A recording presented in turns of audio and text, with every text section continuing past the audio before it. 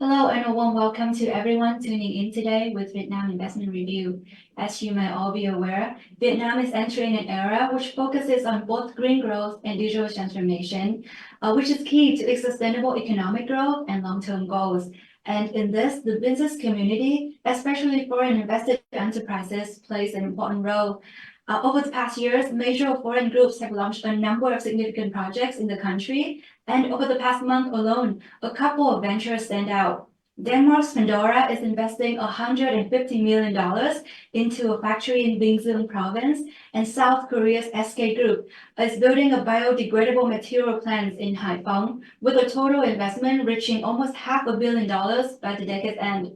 And with both of these examples, together with even bigger cases like the 1 billion local complex, are special in that they're aligning with Vietnam's green and digital goals. Pandora's facility will operate 100% with renewable energy, and SK will produce eco-friendly materials. On the flip side, the Vietnamese government is also implementing policies to attract more foreign investment for sustainable development. And today, the factors at play for an effective FDI strategy will be the main focus of our discussion. But first, allow me to introduce our esteemed panel of guests. Right next to me here, we have Mr. Do Van Su. He's the Deputy Director General of the Foreign Investment Agency under the Ministry of Planning and Investment, which is the designated administrative agency to promote and manage foreign investment in Vietnam. We have two guests joining us virtually from the Association of Chartered Certified Accountants, or ACCA, which supports professional accountants and research on the impact of tech developments and finance professionals and their vital role in sustainability. We have Mr. Bukit Abro. He's the Regional Director for Asia Pacific at ACCA. With over 20 years of experience in marketing, sales, and business development, he has successfully executed brand and strategy narratives across sectors from consumer goods, retail, designs to advertising, telecom, finance, and education. Mr. Chu Chun Wee is the Regional Lead for Policy and Insights in Asia Pacific at ACCA. In his work, he supports ACCA's professional insights and policy work across the region and drive new research initiatives that provide evidence-based policy that impacts the business community. Next, we have Ms. Dao Tu Chang. She is the Management Board Member and Deputy General Director of the Delegation of German Industry and Commerce in Vietnam.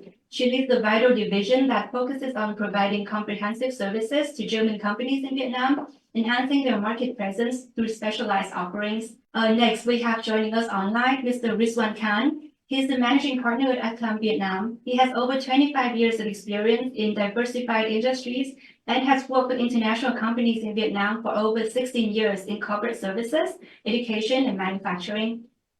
And finally, we have Dr. Santiago Velasquez, Associate Program Manager for the Master of Business Administration program at RMIT University, Vietnam. He provides lectures on design thinking for business, among other courses. He also serves as an advisor for multinational companies in projects related to digital solutions and supply chain analysis in the forestry sector. We thank our guests for taking the time out of your busy schedule to be here with us today.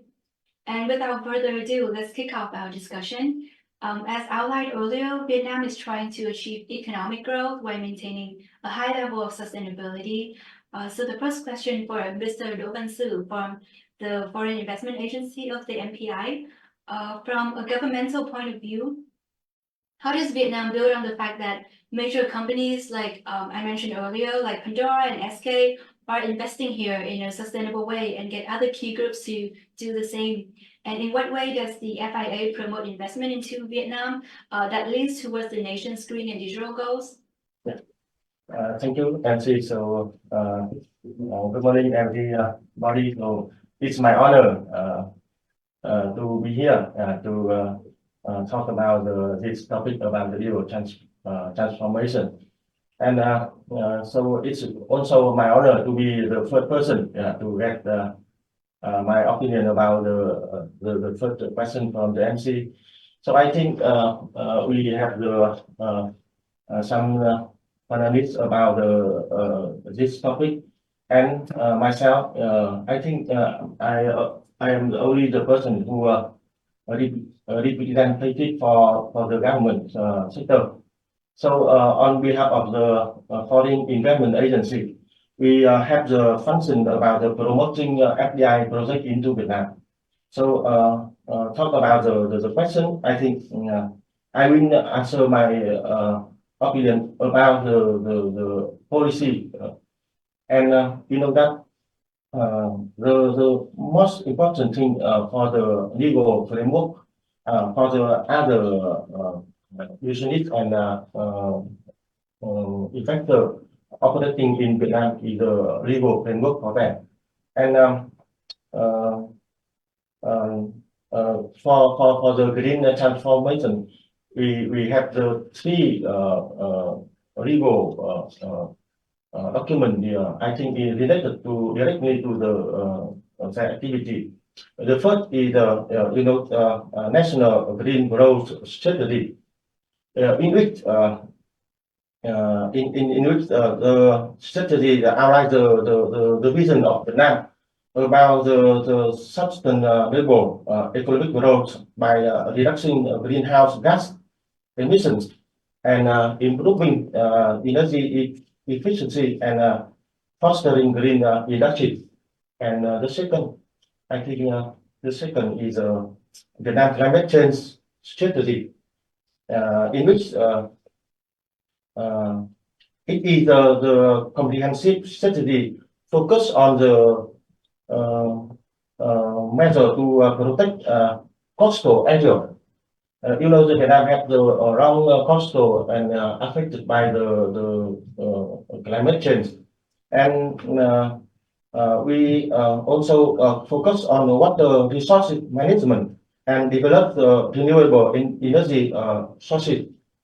And the last legal framework, I think it's honorable view that Vietnam in 2020, the National Assembly adopted the new environment law, anti-women protection law in 2020, strengthen regulation on the environment impact assessment, pollution control, and the conservation of biodiversity.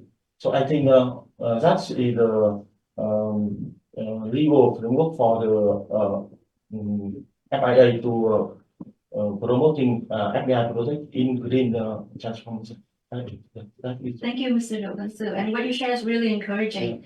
It's a sign that Vietnam is really taking the lead, right, in ensuring sustainable development with the National Green Growth Strategy, the Vietnam Climate Change Strategy, and the new Environmental Protection Law. But it's also helpful to get a reverse viewpoint from the business operating in Vietnam here, right? And one of the top countries investing in Vietnam over the years is Germany. So to get a flavor of Vietnam's direction in pulling in funding for digital and green growth, what do German groups appreciate most about the business environment here and what needs to be improved? Ms. Dao Tu Chang, could you please share your insights on this? Definitely. Thank you so much for the questions. And maybe first of all, I would love to say thank you for having us today, representing, the German business communities and also the voice of the German investor now in Vietnam and worldwide. And before I answer your question about why Vietnam and what needs to be improved, just want to take a step back to give you a whole pictures of what's now going on in the world, especially for the German investors. So now, when you look in Vietnam, and you can see that back to November 2022, the German chancellor's throats, and even a year later on, and early this year, the German presidents Steinmeier, they all visit Vietnam for the good reasons. So why? Because they want to expand their supply chains. They want to, to create the new markets, and they want to, to diversify their supply chain, their sources, and the raw material, to reduce the dependence of one single country. So that's the reason why you can see that many German companies now, they look into the region, they look into the Southeast Asia countries, especially Vietnam and Thailand, to understand the market, to invest more in Vietnam, and Vietnam should be like a preferable destinations, in terms for companies who want to pursuing the China Plus One strategy. So why Vietnam and why they decided to invest in Vietnam? The first thing I can tell you This is about the free trade agreements and all the free trade agreement that Vietnam they already signed with more than 50 countries. And the EVFTA should be I would say that this year's the comprehensive free trade agreement is not just about eliminating the tariff. It's not just about reducing the non-tariff barriers, but it's somehow that Vietnam is committed to the environmental topic, about the labor laws, and also to facilitate the investment, just to protect the investment as well. And Mr. Su also mentioned about all the legal framework that Vietnam government and his ministry are now, encouraging and working on it just to make sure that we can protect not only the German but also international investors. The second thing is Vietnam is next to China. Vietnam has a very, let's say, a strategic geographic locations compared with the other country and compared with the other Southeast Asian nations. So Vietnam have also the competitive wages. We have a very young and motivated, skillful labor workforce, and Vietnam have also very competitive trade policies. So we're talking about the investment, the law, the environmental law, as Mr. Su just mentioned before, and no local content at all. And we can see that the strong commitment of the Vietnamese Prime Minister and the government to make sure that we are in line and we evaluate the sustainability topic. So that's what the German investors are quite concerned about that, and I would very much appreciate on that. Maybe the last issue that I want to mention is we know that currently we're talking a lot about the geopolitical issues, the unstable situation currently, and so that's the reason why not only the German investor but also another company, they just could not put all the egg into one basket. They want to diversify, and they saw the potential of Vietnam, so that's the reason why they invest in Vietnam. Right. And the last thing is about they talk a lot about so-called the bamboo diplomacy. That is quite, I think somehow it's like it's a good point. So it's good, it's facilitated as well for Germans and also other companies to operate in Vietnam. Right. Have let's say a stable political issues. So that's a good thing. Maybe one last thing that I want you to share is about the perceptions of the Vietnamese people, to the Germans and the Europeans investor. It's quite different, I would say, compared with another South Asian countries. For some country in the region, they don't really like the approach of the European Union or the German way. But Vietnam, I think we are really, we have a similar comments.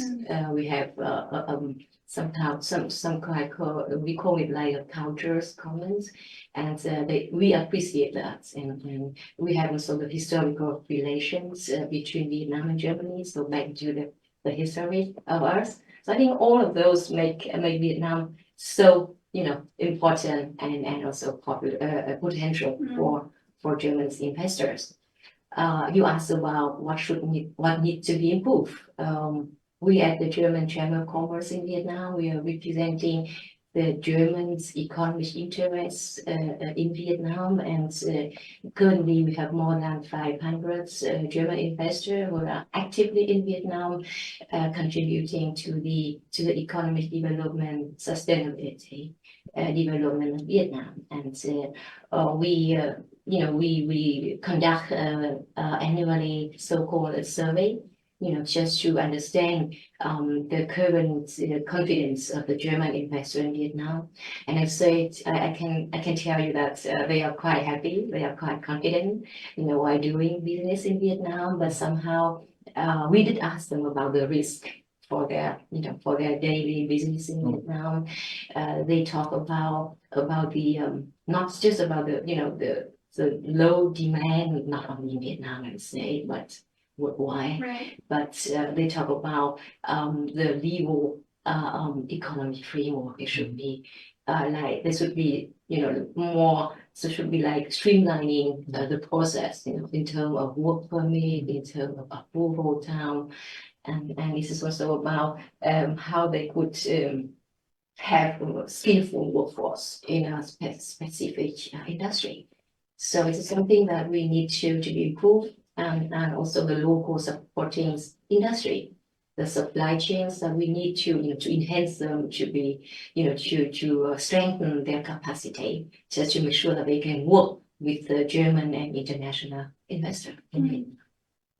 Right. Thank you, Ms. Shang. Really interesting. Yeah. And from your response, it's pretty clear that an effective and sustainable FDI environment requires a number of elements, right? And stakeholders working together, from the free trade agreements to the political environment to the harmony between like the people and the government and legal frameworks. So among our guest speakers here, we have a few experts who specialize in supporting companies on their development journey in Vietnam. And when it comes to FDIs, elements such as business development, legal matters, or investor relations often receives a lot more attention than, say, maybe accounting, who I think doesn't get talked about enough. So, Mr. Bukit Abro, could you please share more with us about this? And I've also learned that ACCA has previously outlined 7 priorities for the profession to help make a better world, such as driving sustainable businesses. So how does ACCA priorities play into the globe's green and digital agenda? Thank you for that question.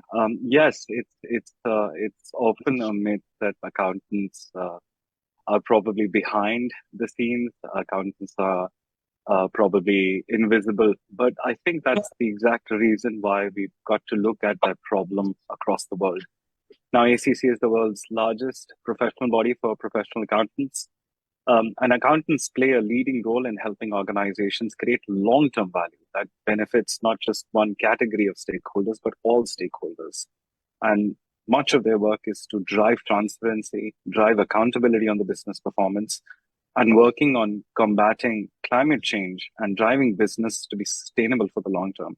And an example of that is, as a profession, accountancy plays a very critical role in developing effective and practical reporting standards and supporting regulation that creates trust in capital markets, which helps the world respond very much to the changes that we've seen in societal and environmental challenges.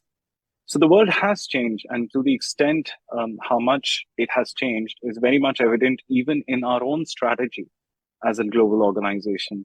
We often hear of 5-year strategy roadmaps, 10-year strategy roadmaps, and just an evidence of what's happened within ACC as well, very much at the beginning of this year, is that we moved from a vision statement to an ambition statement to lead the accountancy profession for this very changed world that we spoke about. And the second thing that's happened there is that long-term clear direction for ACCA will be underpinned by 3-year strategy cycles. So that's how much the world around us has changed in its obligations in terms of stakeholder commitments. At the center of our strategic framework, just to give an example, is about redefining the accountant. Now, as you mentioned earlier, accountants are a little bit invisible. They're behind the scenes.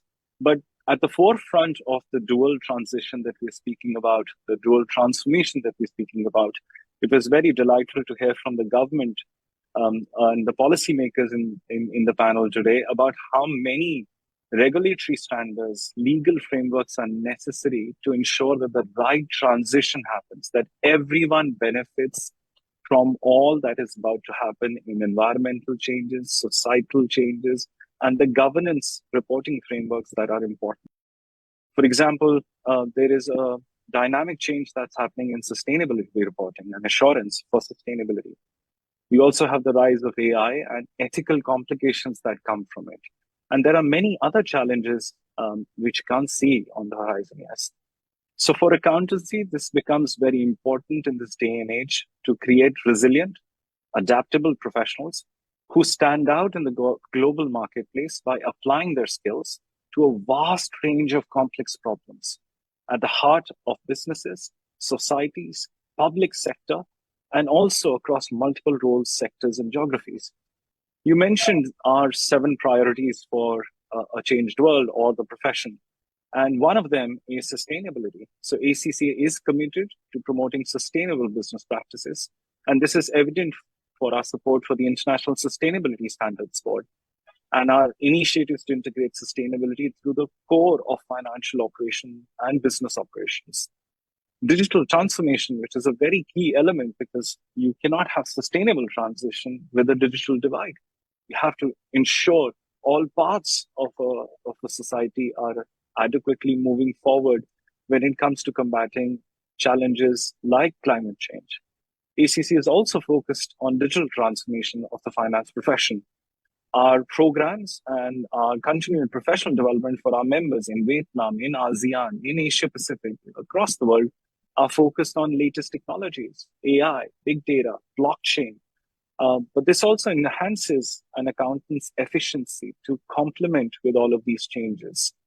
So I do believe that the biggest challenge here is not so much about making the accountant more visible, but ensuring the accountant plays that very ethical, the very backbone of ensuring that the organization, the public sector entity, the entity which is a listed entity, are all moving forward in the right direction that the world needs at this moment. And that's our role as the world's largest professional accountancy body. Thank you so much. It's really true that sustainability and digital transformation is becoming more and more important in every aspect of a daily operation of a company these days. And especially sustainability reporting, right, is becoming so much more important. But those are like the global perspective, but what are the specific aspects in Asia Pacific and perhaps Vietnam, right, that are the most vital in terms of ACCA's policy work and research? This question goes to Mr. Chun Wee, who's the regional lead for policies and insights in Asia Pacific.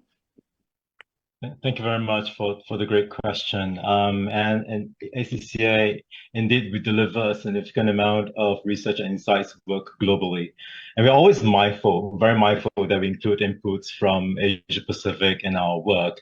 And the reasons are really quite straightforward. We're living in what some call the Asian century. And the narrative is familiar to everyone. You know, half of the world's population is in Asia. We have a rapidly growing middle-class consumers. We're expected to generate half of the world's GDP by 2040, and so on. So it's a dynamic region with great diversity. You have a blend of the established and mature powers with rapidly emerging players that make APAC region really exciting to work with and so indispensable in our research work and policy work. And because you see different approaches to the conduct of business, to the talent management as a result of cultural differences, as a result of different stages of economic development. So for example, you see the vast and often unique digital landscape in the likes of Vietnam, the likes of China. You see innovative approaches to regulation like in Singapore, just to name a few. And as part of the race to net zero, one of the key questions that often get asked, and we try to seek answer to that, is how do we ensure an equitable transition? And if I can also add very quickly from ACCA community perspective, if you look at our numbers, members and students, globally, we have about 780,000. And out of that, half is in Asia Pacific. So our community is a vast, vital, and very valuable resource for our work. We tap on their expertise, their experience and insights to shape our global research. And also, if you think about what they need, in order to serve them well, we absolutely have to place Asia Pacific front and center in our work. Right, thank you, Mr. Chun Wee. And so far, we've covered a very vast topic, right, including digital evolution and being more sustainable, which covers a lot of ground in many sub areas. So now let's focus our discussion on digital development. Mr. Rizwan Khan, in your work in this country in various sectors, how do you assess Vietnam's progress in digital transformation? And what do you think is the single biggest hurdle that we need to overcome? I think this question is having the single biggest hurdle perhaps is not the only thing. We have to look at the different dimensions of this problem. However, let's start with where Vietnam is right now. So if you look at the global innovation index, so we see that Vietnam is number 46 out of 132 countries by the end of 2023. and which shows that Vietnam has done wonders in the last 4 or 5 years. Now, so this is where we are right now. But if you look back, I came in Vietnam in 2008.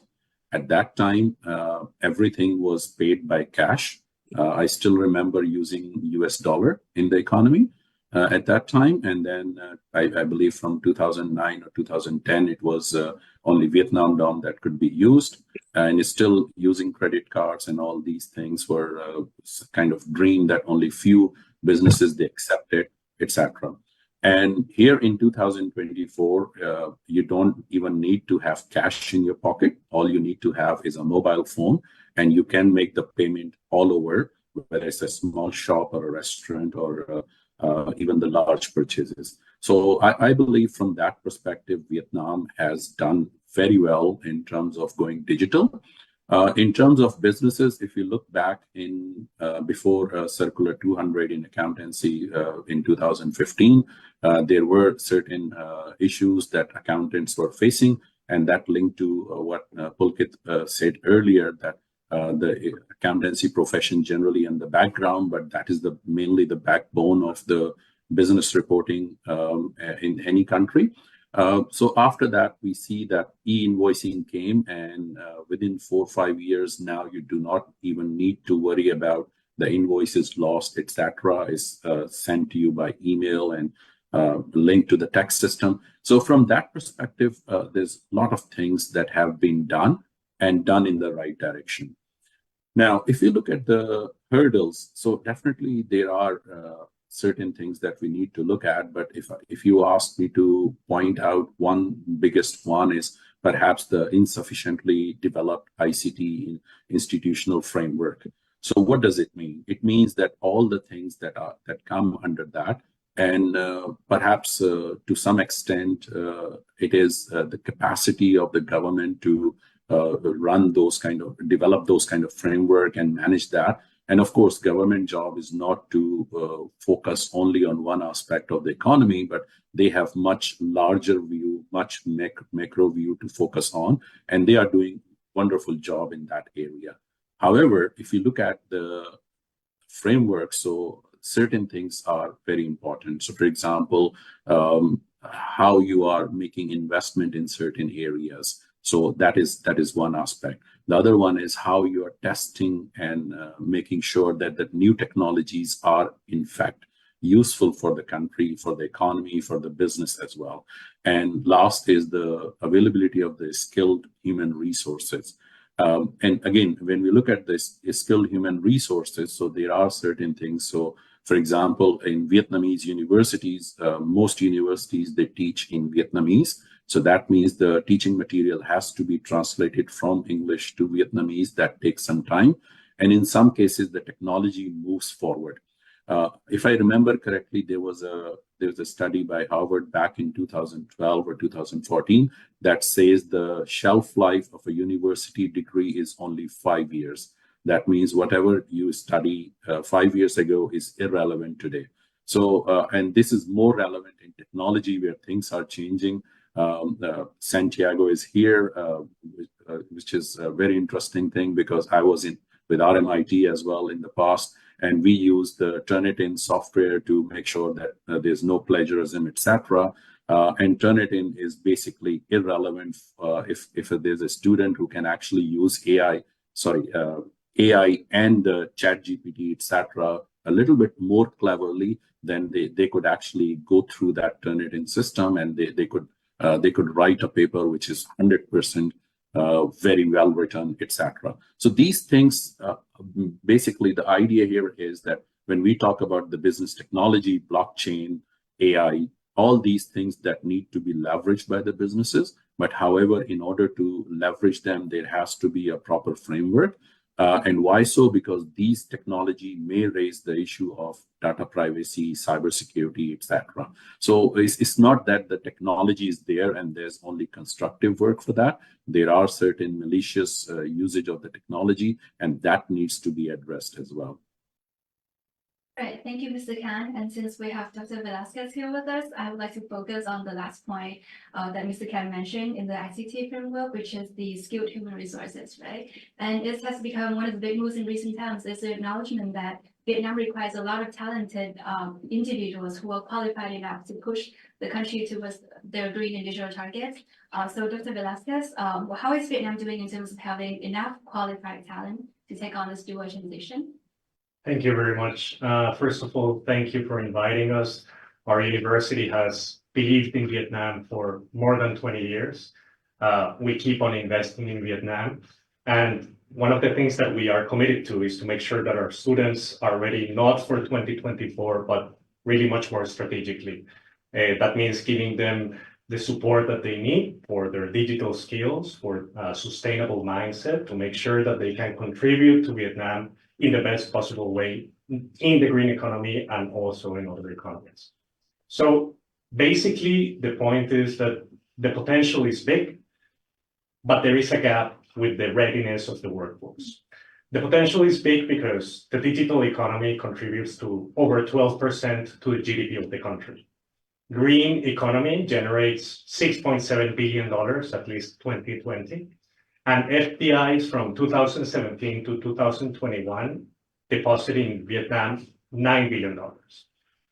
But there's this problem in the workforce where we have millions of people in the green economy, but at the same time, only 62% have basic skills related to digitalization. And when you look into the advanced skills for digitalization, it's around 0.4%. And these advanced skills in digitalization are what supports people to be able to contribute to machine learning, to data centers, to cybersecurity, to AI, and all these aspects that are super important, right? So what to do? We're going to need to, as it was mentioned before, train our people, our young generations, to make sure that they're ready. We are really fighting this, and we're at the forefront. We're creating at this moment frameworks to understand, make sure that our programs, for example, provide to our students those skills. And as it was mentioned before, make sure that, you know, the way that we are assessing our students really focuses on giving them those skills that they need to move forward. So what to do? Then policies need to be there. And the policies are there. Some policies were mentioned before. There are other ones. There have been directives like the National Digital Transformation Strategy that focuses on providing digital literacy across all sectors. We have the e-governance strategy, which focuses on enhancing public policy. And we have the Digital Economy and Digital Society Directive in strategy and programs that focuses on providing businesses and citizens with the digital skills that they need. These e-government, e-economy, and e-society are three factors that go together. You need an e-government to be able to provide the policies to direct the businesses and the society. You need the e-economy in order to provide the businesses with the required tools for them to be competitive. And you need an e-society to be able to respond to this, to be able to communicate with the government, to be able to provide support to the needs of the companies. The gap is there. The question is how, so what to do? So there has to be some form of bringing foreign mindsets into Vietnam at this moment, because they bring new perspectives, they bring new ways to see the world, they bring know-how, and they bring also kind of innovative capacity. At the same time, we have a local workforce that is hungry to improve and to compete, and they will get infused by this mindset from the outside. But at the same time, they need to be trained by the universities, as it has been said before, in order for them to contribute. And we have to reach a critical mass so that this local workforce can be, providing what is necessary for Vietnam in order to compete further in the future. Thank you, Dr. Velasquez. And so far in our discussion, I think we have the bigger picture, right? We already have the big picture of the environment in Vietnam right now, which is the potential is massive, it's really huge, but there are certain gaps in terms of framework, in terms of people skill. And so I would like to go back to the governmental point of view, Mr. Do Pan Su. So for the FIA, what are the current advantages and existing difficulties? Those are the most prevalent in terms of attracting and maintaining FDI into these areas of high technology and sustainability. Thank you. It is interesting that some of the content of our answer is in the opinion from the other panelists, Right. especially in the speech of Ms. Chang and Mr. Santiago. So I would like to much more clear and much more detail about some issue in the liquidity and the advantage to attracting the high-tech project in Vietnam. So I talked the first about the strategic location. All of you know that Vietnam have the central of the Southeast Asia. So we have a location next to the China. And in that means that for the supply chain, we have to connect directly to the biggest market in the world, from the export and also the import some the material for the production. And otherwise, we have the FTA with 15 this time talk about early fit in the FTA. So we have the big market for the products from the Vietnam into the world, and so that's why we accept a lot of the big company from the world to set up the company and set up the subsidy to manufacture in Vietnam. And the second, know, in the skill level, we accept in Vietnam some of the big university. So they cooperate with the college and the University of Vietnam to train the young labor for the high-tech sector. And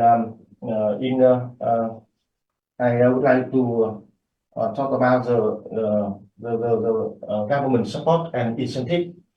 So Vietnam has the legal framework for the incentive is the attractive in the world. So it now have the global minimum tax. So we are draft the new decree about and new policy for the support from government for the high-tech project. That means government will support by cash grant to directly to the project in the high-tech and other problem. So I think it's the same problem with in the speed of the mission. And so in the difficulty, I think some opinion that rise difficulty how to they face up to in operating in Vietnam. So I would like to talk about the electric power. Some of the investors complain to my prime minister about the lack of the power for the production. And in the last year, the manufacturing the lack of the and they have a problem about unstable power for their manufacturing. In this year, my prime minister ordered all the other military and especially MOIT and EVN have to ensure about the supply enough power and stable for the investor and the factory in Vietnam, especially in this summer. I think it's my opinion about this your question. Thank you so much, Mr. Tzu. And it is clear that the weather and difficulties, efforts are being made right across the board. So Mr. Chung Wei, following up on that, you are the regional lead for policy for ACCAs in Asia Pacific. So from the finance and accounting perspective, what policies do you think could the Vietnamese government focus on to increase its attraction to foreign investor groups and to promote this digital and green transformation? Thank you very much. I think that's an important question. And actually, throughout this conversation, we've heard from my fellow speakers different aspects to how you can improve the attractiveness. And I think from Mr. Su's just last response, you can see great clarity from the government in terms of the landscape and what needs to be done. So I'll just add on very briefly to that question.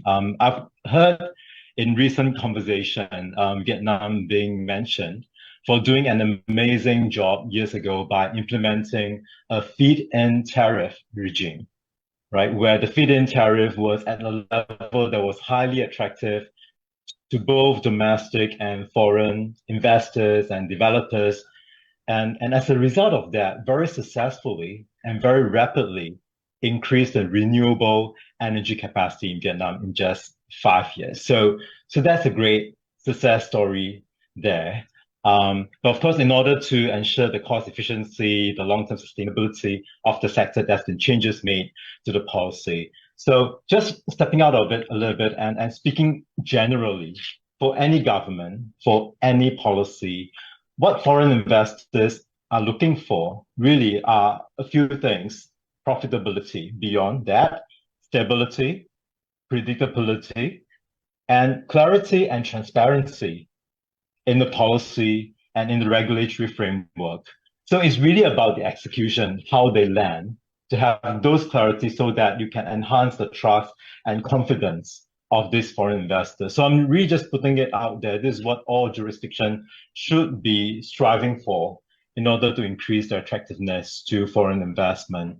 And if I can just add one other point, and this is coming from a accounting and finance perspective, it is about global standard, right? The adoption of international standard to make sure that it's a language that everyone can understand. So we heard a little bit about talent from the other speakers about having international mindset, language, etc. Having international standard is crucially important, and we know that Vietnam has strived and is very quickly advancing towards adopting international financial reporting standard, and that's so key. And ACCA is, supporting in that endeavor through different ways, including through our certificate, but also what Phuket mentioned earlier about what is now emerging, sustainability reporting. That is another area where the eyes of investors, the eyes of all stakeholders are on companies, are on the public sector as well, as to how they communicate the things that they do in order to fulfill their commitments to net zero and so on. So I think the adoption of international standards, sustainability, as well as assurance is the crucial next step that we'll be looking to supporting Vietnam on going forward. So I'll stop here. Thanks. Thank you, Mr. Chung Wei. And yes, you mentioned that the country is developing very fast, and we're quickly adopting global and international standards. But I want to stress that it's not only in finance and accounting, but also in all other aspects of the economy, right? And I think it's fair to say that Vietnam can take on plenty of lessons and information regarding the experience of other countries too.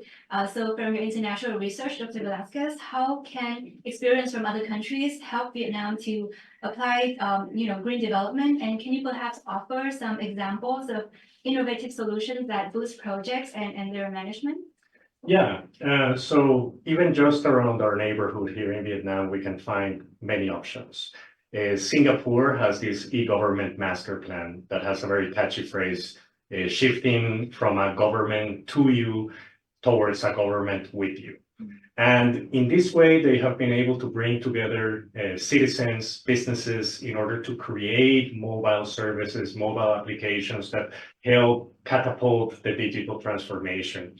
They have created, for example, platforms that allow people to buy and sell their real estate easily. They have created platforms to make crowdsourcing, allow surveys across the nation in order to get feedback from the citizens if things are working or not, and so on. From down under in Australia, they have been pushing this national energy productivity plan, which aims to increase energy productivity for 40%. And basically there, they have many kind of strategies that can also be adopted. They have these strategies for optimizing energy use in houses, in apartments, in commercial centers, in malls, and so on.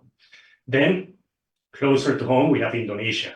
Indonesia has created strides. It has jumped in terms of digital transformation in many aspects. They have this Indonesia 2045. It's called Golden Indonesia 2045 strategy, which has components related to technology and digitalization. And we know that it's working because a few weeks ago, Microsoft announced that they would put $1.7 billion in Indonesia to create capacity for data centers and for AI. And this comes together with 840,000 jobs that will be upskilled across the country. So we know that these things work. And Vietnam is in a good position because ASEAN is actually taking some initiatives. For example, their DEFA framework, which is the Digital Economy Framework Agreement. It's focused on tripling the digital economy to $1 trillion, and then perhaps unlocking $2 trillion more. And what they want to do is to make sure that its members, including Vietnam, adopt AI, go for digital literacy, take care of cybersecurity, and all these things that are absolutely important for the country. And these are all examples of things that can be benchmarked. You can also benchmark more specifically business practices from across all kinds of businesses. Everything has been digitalized, from the banking sector all the way to forestry. They have created digital twins of production lines and of forest plantations. And if they're able to, digitalize a forest, you can digitalize anything. Right, thank you so much. And in your response, Dr. Velasquez mentioned the huge investment in a lot of countries in terms of data centers and AI, which is I think it's going to be a big part of any country's digital transformation, right? So I would like to expand on that idea a little bit. So Mr. Abro, what are the biggest regional challenges when it comes to the expanded use of AI and machine learning in countries' digital development? And could you please share a little bit about your opinion on this? Thank you. So it's a very important question, and I think the Dr. Santiago played a very, very important plug there, which is about no investment is coming without the consequences to upskilling and matching that investment. I think that was a very important point, and the Honorable Deputy Director General Do Wan Su also highlighted the amount of policies that are required in order to support this transition that we're speaking about today. I think what's happening in the region across Asia Pacific, and particularly in ASEAN, the biggest challenge is in skills. The skill gap is significant. We've seen rapid technological changes, not only in the last couple of years coming from the pandemic due to digital transition and digital transformation, but also the rise within the last 14, 16 months in AI and machine learning effectively that's being deployed at very large scales. There's also automation. There's also the fear of policymakers around how do they upskill wide parts of their economy, their labor forces, in order to compete with automation and robotics.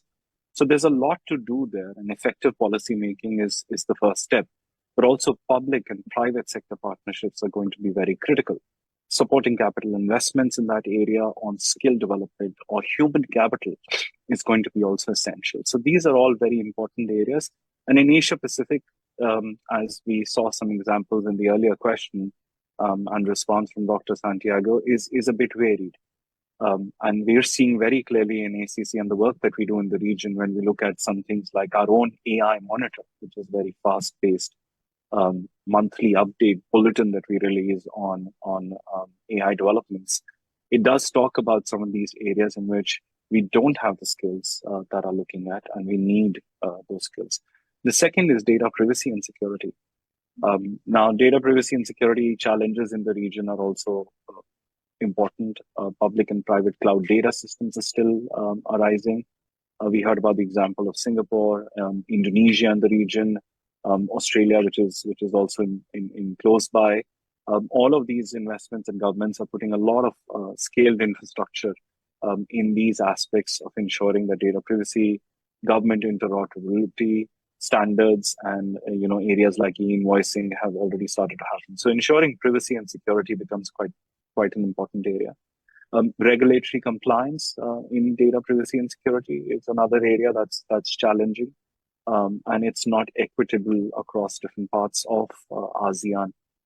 So we heard about the DFA agreement, which is supposedly the right step, but also looking at organizations which have that expertise to support this compliance and ethical considerations in this area is important.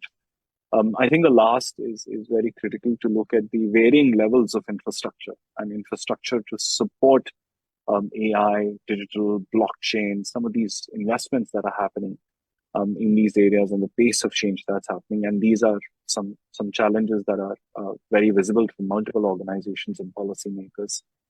So in all of this, we have to look at what digital infrastructure is going to get addressed, by what period of time it's going to get addressed, how it's going to get addressed, what labor skill shortages do we need to think of 5 years before those shortages become very critical to compete in this world where investment decision making and the green capital movement can be very much changing. And how do we look at the net zero, race to net zero, which is very important in all of these to take care of. So we often talk about digital transformation, but then there are just so many factors that we need to consider within that just concept itself, right? We have the skill gap, we have the policy, infrastructure, partnership, and security and privacy. So the next question I would like to direct to Mr. Khan, because you also talked about the same thing earlier. You offer your opinions on Vietnam's digital progress. So what's your take on all of that? And looking deeper, data privacy is also a key topic these days. And from your point of view, how can businesses, especially those from overseas that are not maybe too familiar with Vietnam yet, how can they be sure that their data is secure here, in your opinion? Sure. When we look at data privacy and cybersecurity, so generally people are looking into these two things in isolation. However, they are going hand in hand because one may affect the other. So Vietnam has done very good job in enacting the regulation regarding data privacy. Decree 13 came in effect last year, 1st of July 2023. And then that actually ensures that all the data collected from within Vietnam geographical boundaries are stored in Vietnam, or if it is going outside of geographical boundaries of Vietnam, so it must be reported to the relevant ministries, etc. And businesses, they need to comply with those requirements. So Decree 13 in many ways is very similar to GDPR, although the requirements are not as strict as GDPR, but it's going towards that. And that is one of the very good steps that has been taken. The second one is about the cybersecurity, where the draft regulation is in place, and then those are coming in effect as well. And that brings me to a very interesting incident that happened just yesterday, where Google Cloud accidentally deleted $125 billion pension fund account in Australia, where 500,000 people are affected, account holders were affected by that. And this is what I have been discussing with businesses, especially for small businesses, when they rely on cloud. So one of the things is that whatever we think as a cloud is basically someone else's computer. So therefore, it is important that we need to look into the operational aspects of that. And that is perhaps one of the biggest, one of the hurdles that businesses are facing, that the business leaders who are at the top position right now, they started their career 30, 40 years ago. At that time, the technology was very different. Data privacy and security concepts were very different. And we are sitting in 2024 where AI can basically create security threats very fast. And those could be, if you look at the cybersecurity malware report for the last month, you see that most of them, I believe 74% of them were generated by using AI. So that the cybersecurity threats will not go down. They will increase in the future. There will be more sophisticated attacks using AI. And of course, they will be defended by AI as well. So it will be basically a cyber battle for the security as well as the privacy. So for those businesses who are operating in Vietnam, somehow they have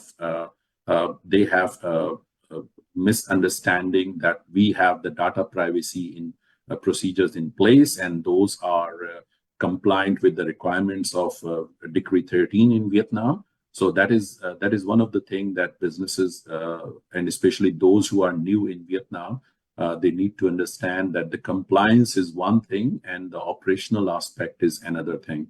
In some cases, what we have found that operationally businesses are doing much more than Decree 13, but they are not properly reporting that, or they are not properly documenting that. So therefore, it is very important that they look into both the commercial aspect as well as the compliance aspect to ensure that their businesses are operating, if they are operating within Vietnam, so they are complying with the requirement, as well as they are commercially safe and sound.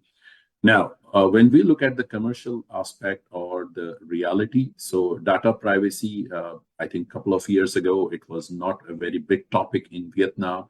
Cybersecurity is also something that is taken for granted, but Vietnam has taken many good steps, and those are going all in the right direction and making sure that people who are interacting with the businesses, whether they are customers, employees, or vendors, their data is secure, and any breach of the data is actually reported to the authorities as well as the data subject. Thank you so much, Mr. Khan. That was a lot of insights, and I'm pretty sure a lot of businesses would find your advice really useful for their operation here. And so far, we've talked extensively about the digital aspect of the equation, but there are also a lot of global targets in terms of sustainability to consider. And some of the United Nations Sustainable Development Goals have a direct impact on businesses. So for the next question, I would like to direct to Mr. Shun Wee. How does ACCA support corporates and their leaders in taking on these SDGs? Thank you very much. And the first thing to say is that we don't just talk the talk, we walk the talk. You can find on our website a very clear discussion of how ACCA is committed to the SDGs ourselves. We recognize the importance of all 17 interconnected SDG. At the same time, we know where our biggest impact can be. So we focus on 9 of the 17 SDG, where we believe we can make the most significant contribution to. And it's not just saying we support on paper or on the website or just putting on SDG lapel pin. The commitment to support the achievement translate into actual actions for us, and they're built into our purpose. They're built into who we are. Phuket mentioned our new direction. I think is definitely where we're heading to. So we show our members, we show the industry how it can be done. Now, your question is about how we support corporates and their leaders in realizing these goals. And just allow me to illustrate using one of the SDGs, SDG 13, climate action. We provide support in multiple ways, and I'll talk about 2, the qualification and learnings and our thought leadership work. So on qualification and learning, it is about upskilling. We talk a lot about upskilling in this discussion, to have the right skill set, to understand the impact, understand the risk, understand the opportunities, and to help steer the organization to address the urgent existential threat that's posed by climate change. And here we make sure that our curriculum is constantly refreshed to reflect the latest and the most important. For example, starting from September last year, we started examining our students on topics like green finance, impact of management decision, on the environment and so on. And this year, examining on the new international standards on sustainability reporting that is being adopted progressively across the globe, across the region.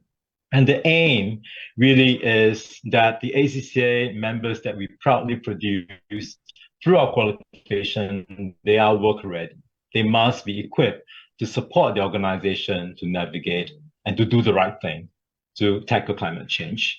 So you may ask, how about members who have passed their exam long ago, and how about the wider industry? We also have continuous learning program. For example, one of the exciting development that we have perhaps not shared very widely yet is a diploma on sustainability that we are aiming to launch later part of this year. And there will be 4 stackable modules: sustainability and strategy, sustainability and ethics, reporting, assurance. So each module, once completed, will give you a certificate, and you can get a digital badge that you can put on to show that you've completed the learning.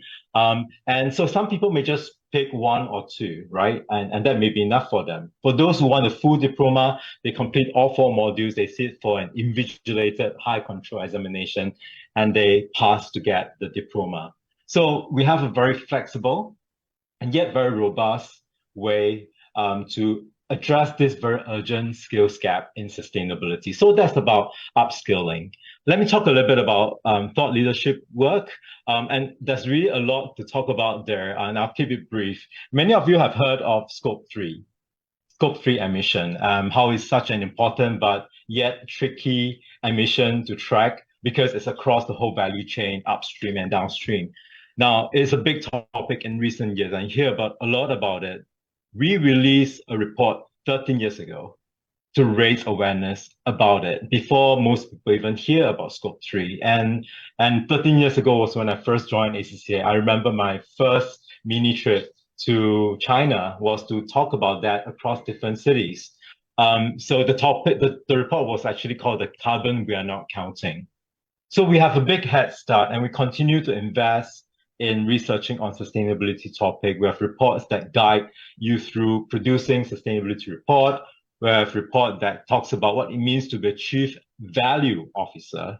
We have report that was launched in COP28 last year in Dubai that discussed the important topic of just transition. So we can sit here all day if we want to cover them all, but really just to say that all these thought pieces help cut through the jargons and give practical how to do it guides to business leaders, to finance leaders, so that everyone, including the public sector, are well supported in this very important journey towards tackling climate change. So that is really how we are supporting corporate and leaders in realizing these goals. Thank you, Mr. Chun Wei. It's wonderful to know that the ACCA is implementing a lot of initiatives to help this business leader maybe systematize, right, this idea of sustainability, not just in skill set, but also in their thought leaderships. And besides the SDGs, another concept that gets talked about a lot lately in this dual vision is the use of ESG criteria as the companies, right? So I'd like to direct the next question to Ms. Dao Tu Chang, because German companies, I know that have been cooperating with their Vietnamese counterparts a lot in implementing this. So how important are ESG standards to European companies, and what are the key elements that Vietnamese company need to pull in more for German developers and investment? Thank you so much for the question. So I think this is exactly what the stakeholders now is concerning the couple years. What is now the it's not just about an ESG standards that you have an analysis framework that you can measure and quantify the degree to which the companies are now operating to it. But it's somehow that you show your commitment, that you have a positive impact to the impact on the climate change, on the environment, on the social community that your companies are now operating in. You have a fair wages as well for your workers, and also how your companies is managed in the sustainable way. So Let me tell you on from the two aspects, the commercial one and the compliance ones. For the commercial aspect, I think it's quite important that you should that the company should think that ESG standards can create value for the stakeholders. You can create value through the increasing the growth, lower costs, and even like improve the productivities as well. In terms of the young generation Z. That's one of the panelists just mentioned, that they really concern on what the company does, the purpose of the companies, and you can show them that the purpose of the company is quite like excited them so that they can they feeling motivated and they get more productive. Then yes, and the second thing is about the compliance aspect. That I want you to mention about the value of the European Union. They focused on the sustainability, on the economic integration, on the securities. It's about data. It's about cyber securities as well, and utilization is quite important for them. So this is also one of the way that the European and the German investors showing that we are complying with the regulation. That in the last years that the EU just adopted many kind of sustainable regulation. It's about CBAM, it's about the German supply chains due diligence act. It's about the CSDTT. It's now upcoming in the upcoming time. So this is now the right time that the companies should do and follow the ESG practice. Right. And your second question is about Vietnam and what should Vietnam do, to attract more, to lure more foreign investment into the countries. I think that I also agree with you and with another speakers that it's quite important that Vietnam should have a very skilled full workforce.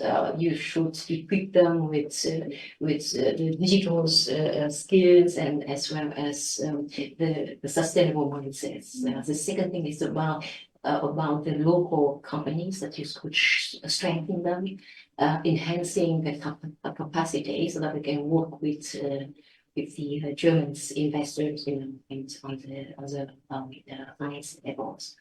The third thing is about that Vietnam should have a clear and transparent green energy plans as well. I can tell you the story that we accompany a German investor, BNE. They want to develop an offshore wind park in Binh Duong, and until now we just wait for the concrete implementation of the master plan 8 BD8. So it's the people, the company, they just structuring with those regulations, and they just want to. It's a good time that you have a very clear, transparent regulation just to support and facilitate the investment.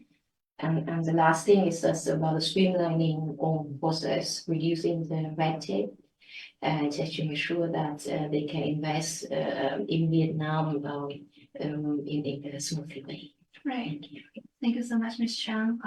So I guess the concept is there, the compliance and commercial aspect is there working hand in hand, but there's a lot that needs to be done more in order to realize all of this. And one of the big factors that is pushing this whole agenda forward is the commitment to reach net zero carbon emission by mid-century. So Mr. Abro, it is very clear that your profession has an important role so far in our discussion, right? In shaping the financial and regulatory innovations needed to change the behaviors on the road to net zero. So how seriously, in your assessment, is this being taken, and how does ACCA play a part in this? Thank you for that question, and I like the use of the word "how seriously." I think there is no descriptor that can define how serious the profession is about taking its role, its accountability as an accountancy profession, how seriously. And not only the profession at large, globally is quite committed to supporting regulators, but also supporting the voice of companies, organizations, as these areas of compliance become important. So As you can see, our panelists mentioned a little bit earlier about the European company standard, which are even stricter when it comes to supply chain standards. And how do we have developing economies, which have been growing at 7% all over the last decade, like Vietnam, compete in the global marketplace with such extensive standards? So how do we make sure that the transition, the race to net zero, the emissions, the scope 3 agenda that was mentioned by Chunwi are all taken care of? So we have to provide our members with the knowledge, the tools, the accessibility to support the sustainable finance challenge in the world. And ACC continues to advocate at all global platforms that we do look at not just the environmental aspects of achieving net zero, but also the social and the governance aspects of reporting standards and offering training on sustainability reporting and green finance.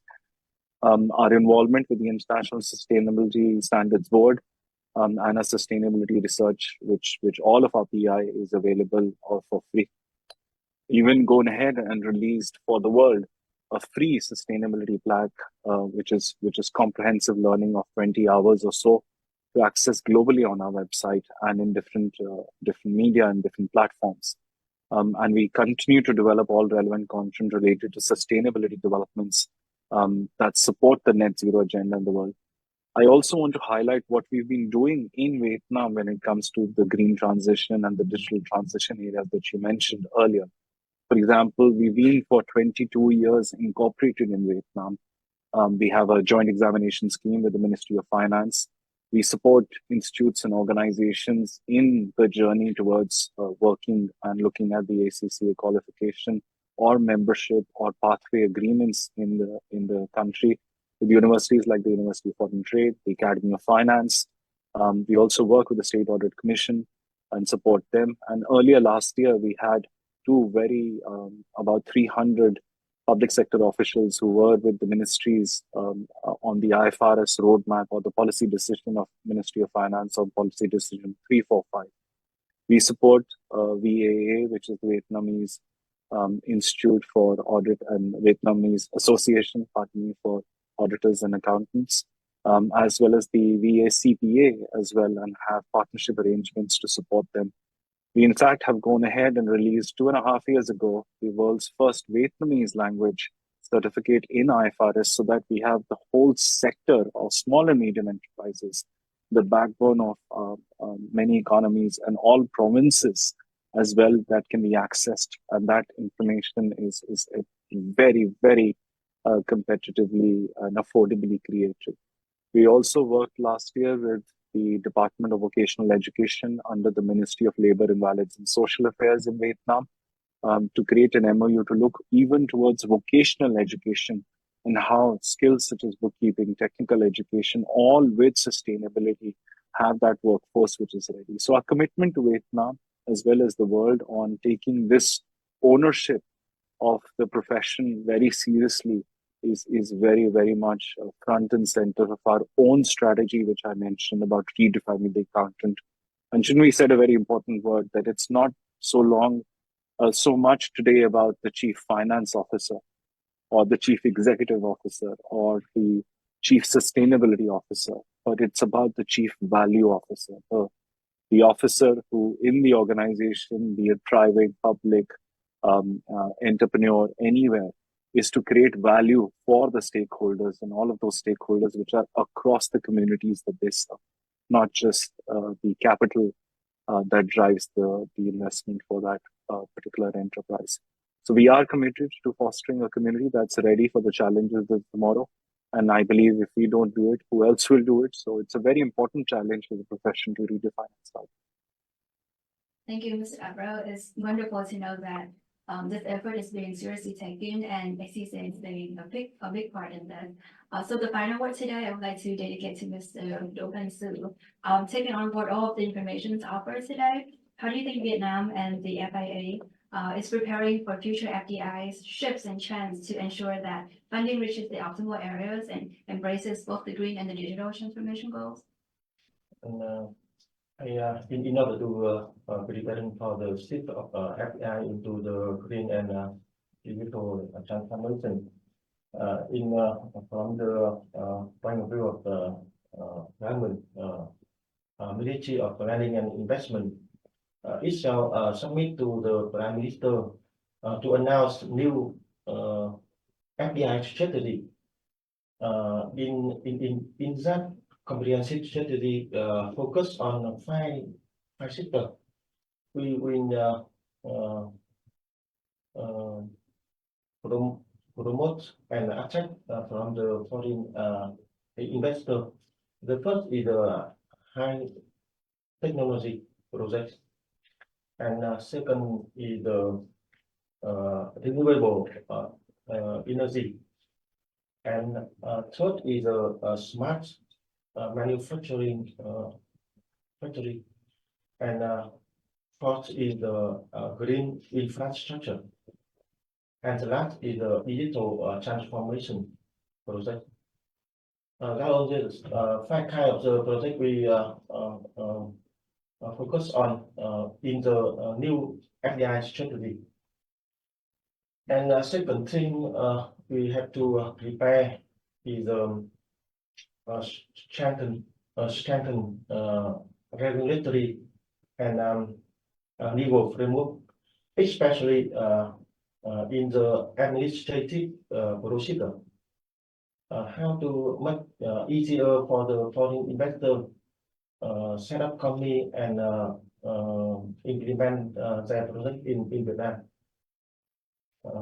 And third thing I want to talk about is promoting innovation and promoting technology transfer for, as Ms. Chang mentioned, how to make the local company more strong to cooperate more tightly with the foreign company. And the fourth thing is we have to develop infrastructure. That is the master plan of my Prime Minister. He had a strong decision how to make in 5 years to have the comprehensive infrastructure on the Vietnam, especially in the strategic infrastructure. And the last, as Mr.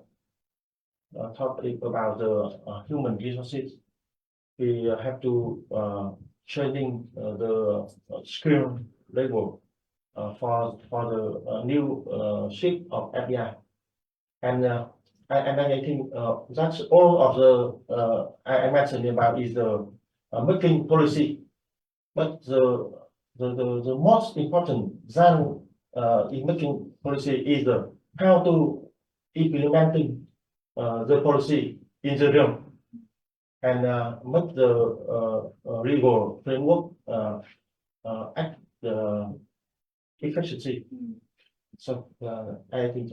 Thank you so much, Mr. Su. And I think I agree strongly with this point that you just mentioned, that aside from, making the policy, we need a way to implement that policy all across the board in an effective way. And with that insightful response, we've come to the conclusion of our discussion today. While I'm sure that there is much more to explore on this topic, on this important subject, we hope to discuss further in our next talk shows in the series with the theme Vietnam, a trusted destination for new gen FDI.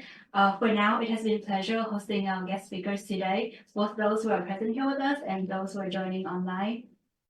Through the discussion, we've learned that there's an intricate interplay between foreign investments and the role of various stakeholders in Vietnam's journey towards green growth and sustainable development. And it's evident that the collaboration between government agencies, industry professionals, and international partners is crucial for achieving long-term economic growth while addressing environmental changes. And as Vietnam continues to position itself as an attractive destination for investment, the country must remain vigilant in its pursuit for innovation and sustainability to seize opportunity and overcome challenges in order to go on this path to a brighter future. Once again, thank you so much, our guest speakers, for taking the time to come onto our show and for the meaningful discussion today. We would like to extend our best wishes to you and your continued effort to lead your organizations to success. And to our audience, thank you so much for taking the time to be with us, and we look forward to seeing you again. Thank you and goodbye.